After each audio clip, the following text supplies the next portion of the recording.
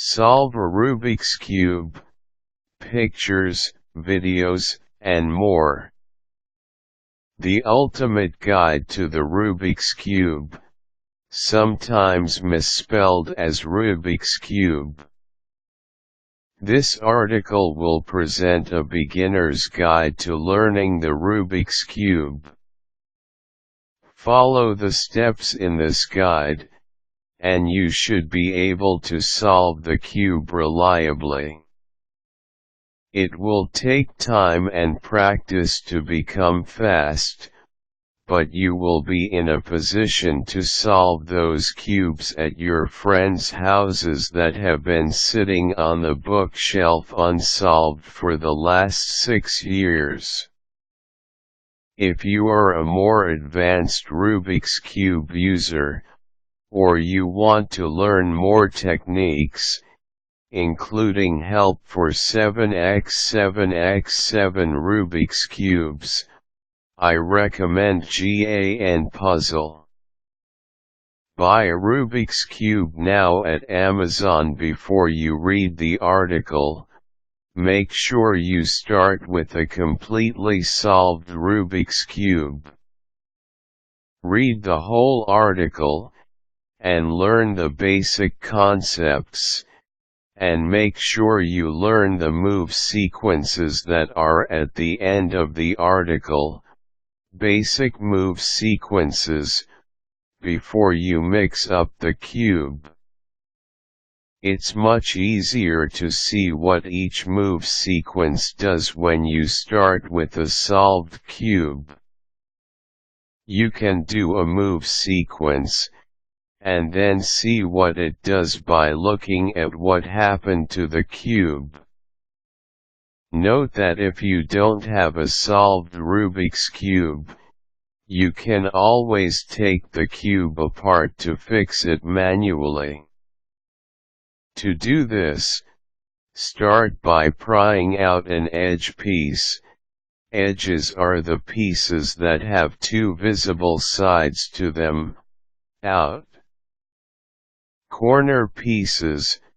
Corners are the pieces that have three visible sides to them.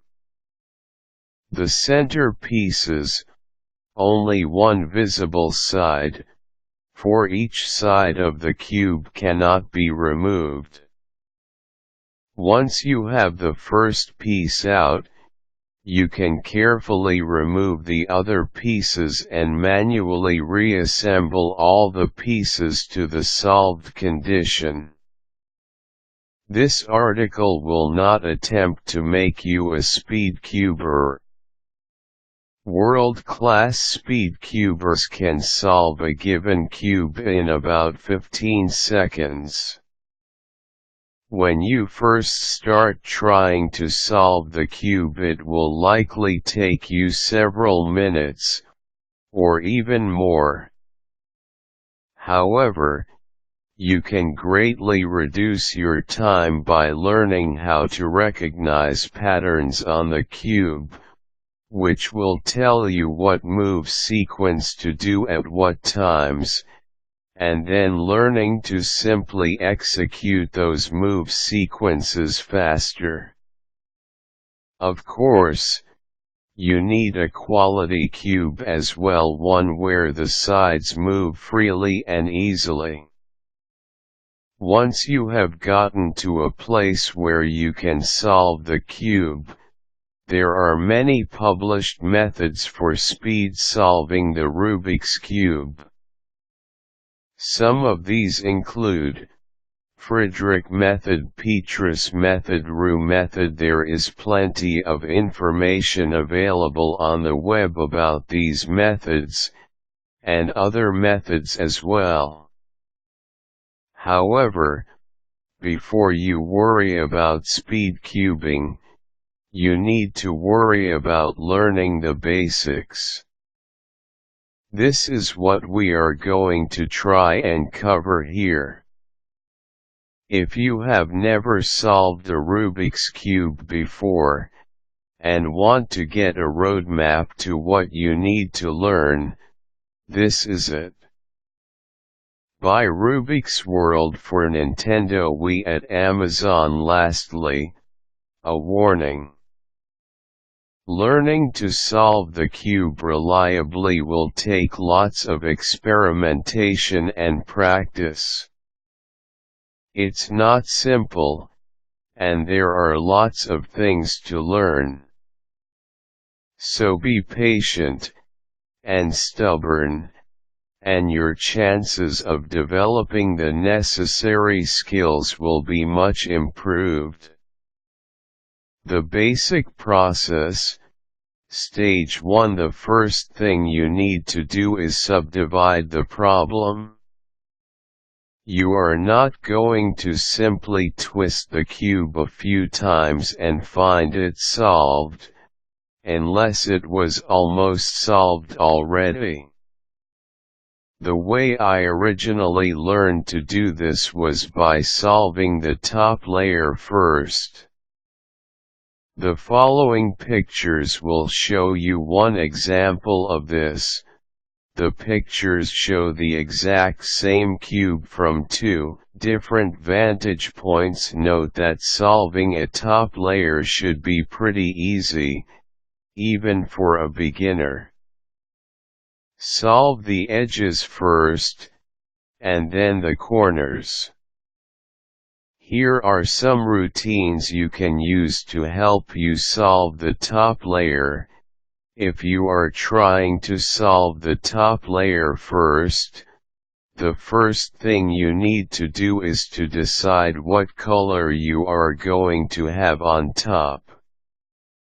When first starting out, it's easier to always have one particular color on top. This will make pattern recognition easier for you. The first thing you need to do is to get the edges into place. In other words, I usually get the white-orange edge, the white-green edge, the white-red edge, and the white-yellow edge in place. This is very simple to do. Getting the edges in place can be done with very simple manipulations of the cube. Which move you are using depends on the situation you have. The first two examples below are quite simple. The third example is made a little more complex because we want to put the red-white edge piece in the right place, but we already have all the other edge pieces in place, so we need to get the red-white edge piece in place without upsetting the others. When you are done, make sure that you have all the edges in the exact right place and rotation. Then you can work on the corners. In all of the example sequences below, you have certain pieces on the top surface, the white one, which are already solved, and you are trying to get the corner pieces into the right place. Here are some examples of moves to use to get the corners in place, once the edges are all set. There are more variants of these moves that you can learn with practice. Just a bit more on the other methods for purposes of perspective. We will take a brief look at the general technique used by the other approaches to solving the cube. You can skip this section for now, if you are tunnel vision focused on learning how to reliably solve the cube.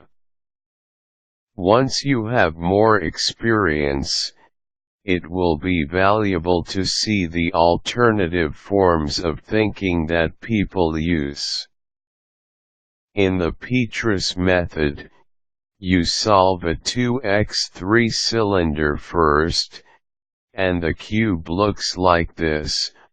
Again, the pictures are the same cube from two different vantage points. We are not going to try to teach the Petrus method here, but simply include these pictures, and the following ones of the RU method, to provide some perspective with regard to different approaches. In the RU method, you solve 2/3 of two opposing sides first. Here is how the RU method looks at this stage shown from two different vantage points. Notice that 2 of the 3 layers of the red side are solved, shown in the first picture above, and 2 of the 3 layers of the orange side are solved, shown in the second picture above. The basic process, stage 2. Once you solve the first stage, regardless of the method you use, you then advance to the second stage. In the old-fashioned layer-by-layer method, you solve the second layer, and will end up with a cube that looks something like this. Same cube shown from two views. The Petrus method has this in common, where he solves the complete second layer before moving to deal with the bottom layer. The RU method is quite different, and leaves the cube in the following state.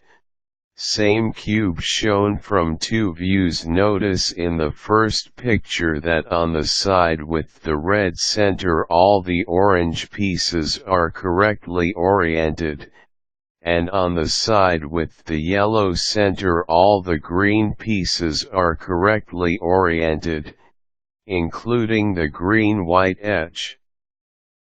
Notice in the second picture that on the side with the orange center all the red pieces are correctly oriented, and on the side with the green center all the yellow pieces are correctly oriented, including the yellow-white edge.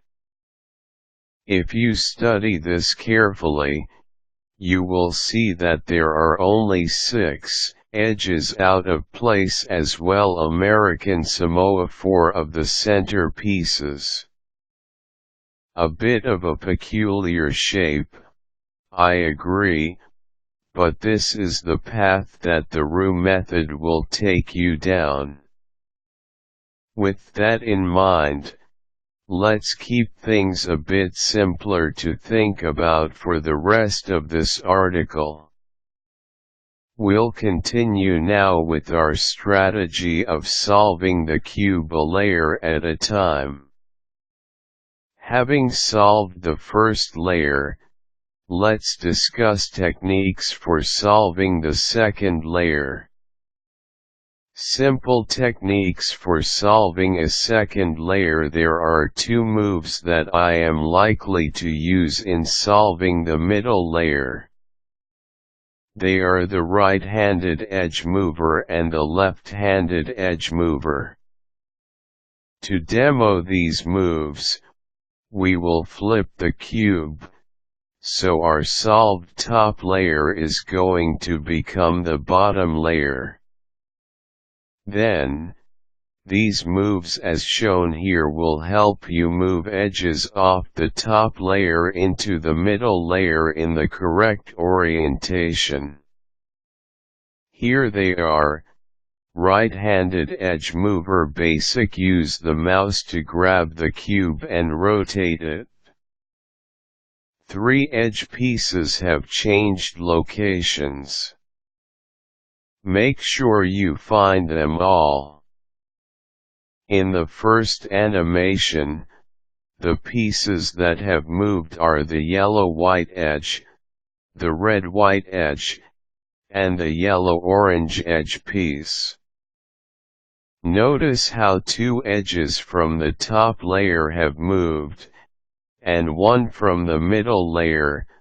the yellow-orange one, has moved. Of particular interest is that the yellow-white piece moved from the top layer to the middle layer. Taking advantage of this will be quite helpful in solving the middle layer. Left-handed edge mover basic as with the right-handed edge mover, 3 edge pieces have moved. Once again, use your mouse to rotate the cube and find them all. Using your real cube, make sure you do each of the above basic move sequences 3 times in a row to see what it does. Done correctly, this should return you to a solved cube. To get a feeling about how to use this, we will provide an example of one of the edge movers. We will use the reverse of the left-handed edge mover, in action. Notice that the piece that we are moving into place is on the back side, and it is the red-green edge piece. Also, we have moved the completed layer to the bottom to fit in with the demonstration. Finishing the cube, now you want to work on the final stage of this effort. The first time you read this article, make sure you read through this section to get perspective on what the steps are. Once you have a flavor for how it works, go through it again with a cube in hand. Try each of the moves out on a solved cube to see what they do. You should go through each of the moves multiple times to develop a deeper understanding of the impact of each.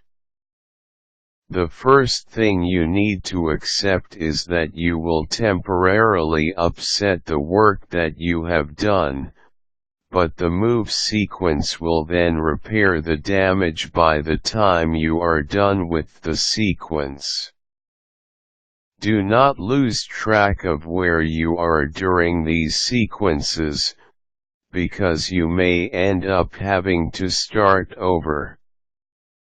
The easiest way to keep track of where you are is to always hold the cube in your hand with the same surface facing you and the same surface on top. Rotate sides of the cube for sure, but never rotate the cube itself in your hands. You are just asking for trouble if you do. Building a portfolio of basic move sequences to finish. The way to solve this final stage is by learning basic move sequences. Make sure you learn these sequences using a completely solved cube. It will be too difficult to recover if you are working with a cube where you have solved 2 layers, and try to see what they do. Doing this with a solved cube is definitely the way to go. The basic move sequences will give you 3 skills: switching the position of 2 corners, rotate 2 corners, without changing anything else, moving and flipping the edges in groups of 3, without changing anything else. With these 3 skills, you can solve any cube. So let's dig in, and look at the details, but let's first start with a couple of important definitions. Out of position versus rotated. To help you visualize a cube with pieces out of position, here are 2 pictures of a cube with corner pieces in the wrong position. Both pictures show the same cube from different angles. Notice how the red blue green corner piece is in the place which belongs to the red blue yellow piece and vice versa. Let's take this a bit further, and look at a couple of pictures where three edge pieces are out of position. Both pictures show the same cube from different angles. You can see that the cube is completely solved, except that there are three edge pieces out of place. Let's also take a look at a couple of examples of rotated pieces. Here is an example showing two rotated, aka flipped, corners. Both pictures show the same cube from different angles. If you look carefully, you will see that the orange blue yellow piece sits in between the orange, blue, and yellow sides, but its orientation is wrong. It is rotated. The same is true for the red blue yellow piece. Now let's look at a couple of rotated edge pieces. Both pictures show the same cube from different angles. You can see that there are two edge pieces that are in the right location, but once again the two sides of the edge do not match up with their corresponding center piece. Now that we have defined these terms, let's move on to the next step. Switching the position of two corners. Now we will show a method for causing two corners to swap position. In addition to swapping the position of two corners, this move will also cause movement of the edges on the last layer as well. That is why we do this as our first step on the last layer. Since we have not yet solved the edges, we don't care if they move. When we begin working on the remaining edges, and on the orientation, or rotation, of the corners, we will use move sequences that do not affect any other pieces on the cube, other than the ones we are working on. When you begin to work on the placement of the corners, you will either have 2, 3, or 4 corners out of place, or 0, of course, in which case you can skip this step. The best way to start is to take two of the corners that belong on one side that are next to each other, for example, the two red corners, and move them to the red side. If you have white on top, this will be the yellow red-white corner and the green red-white corner. Then you can see if the yellow red-white corner is on the yellow side or the green side. If it's on the green side, then the two corners are swapped. Note that if the two red corners are out of place, try this same exercise with one of the other colors, yellow, green, or orange. If two corners are out of place, you will need to do this move one time to get those two corners in place. If 3 or 4 corners are out of place, then you will need to use the move 2 different times to get everything into place. Once you are done, the corners may be rotated so they don't look solved yet, but you will have them in the right location. Lars Petrus offers a method he refers to as Nicholas. Nicholas will cause the two corners closest to you, the ones out of place in the picture above, to swap with each other, without changing the position of the two other corners. Here are the steps. Once you have completed the move sequence, study the results. What do you notice about the four corners? The two in front have swapped positions and rotated. The two in back have stayed in position, and also have rotated. What about the edges? None of them have rotated, but they have all moved one position to the left. Note that if you repeat the Nicholas sequence 4 times that the edges do move back to the correct position. However, the corners are not yet right. Even though they are in the right position, they are rotated. If you keep repeating the Nicholas move sequence, it will take you a total of 12 repetitions to get back to the solved position. There are many patterns that you may come to recognize. If you spend lots of long hours with the cube, and many other moves, you can learn to take advantage of this, but for now, the Nicholas gives you a way to swap the position of two corners.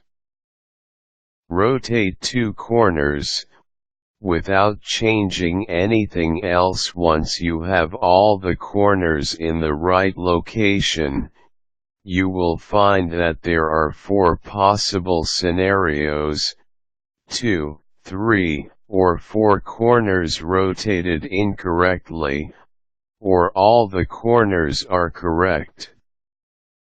Of course, if all the corners are correct, we don't need to worry about it.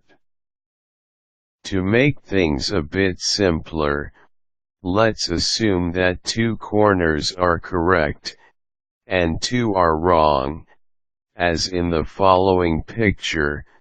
To fix this, orient the cube as shown below, and follow the move sequence step by step.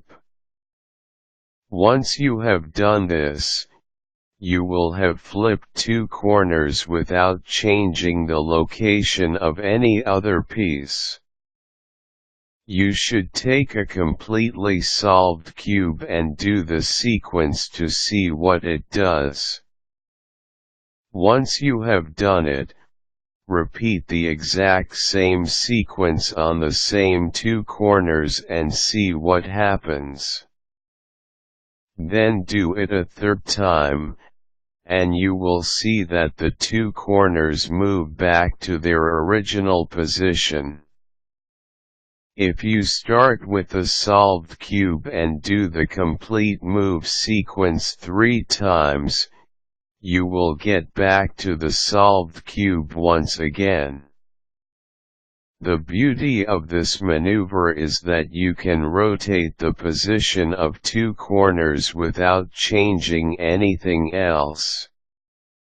Moving and rotating the edges in groups of 3, without changing anything else. Now everything should be done except a few edges. They can be oriented a lot of different ways.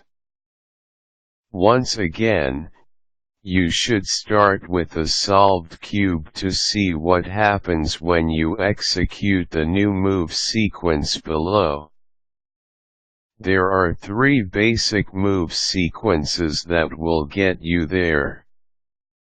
We have already shown you the left-handed edge mover and the right-handed edge mover, but we need to show you a modified version of those, plus one new basic move sequence. As before, repeat these move sequences 3 times to see what they do, and how they move and rotate the corners. Note that the second cube in each example shows the same move sequence, but in the reverse direction. Right-handed edge mover. Complete the difference between this move and the right-handed edge mover. Basic is that the 3 edges that we are moving are all on the top layer. Since at this stage we have the 2 other layers solved, we need such a move to be able to keep moving forward without undoing the work we have already done. Left-handed edge mover. Complete this version of the left-handed edge mover has also been modified to move 3 edges from the top layer only. Two-handed edge move. You will need to study these move sequences so you can learn which one to use in which situations. Make sure you understand the direction in which the pieces move, and the nature of how they rotate their orientation as well. With this in mind, you will know which move sequence to use at which time. Once you understand exactly what each of these sequences does, you will need a maximum of 2 of these move sequences to solve the cube when there are only edges out of place and slash or rotated on the bottom layer. However, which move sequences you need will vary depending on the exact state your cube is in when you get to this stage. Ready for the next challenge? Rubik's Professor Cube 5x5. Summary: this is just a primer, to get you out of the starting gate. There are lots of different basic move sequences that you can learn, but you really don't need to learn that many to become fast. That is much more about recognition of what the move sequences do, and when to use them. If you want to become a speed cuber, plan on spending hundreds of hours on learning the move sequences demonstrated in this article, and perhaps a few more, and when to use them. For example, one simple variant is to take a move sequence and do it in reverse. Learning when to use which sequence will take many hours of study. But, if you learn to do the basic move sequences in this article, you will be in a good position to solve that cube lying in your basement since someone mixed it up on you 6 years ago.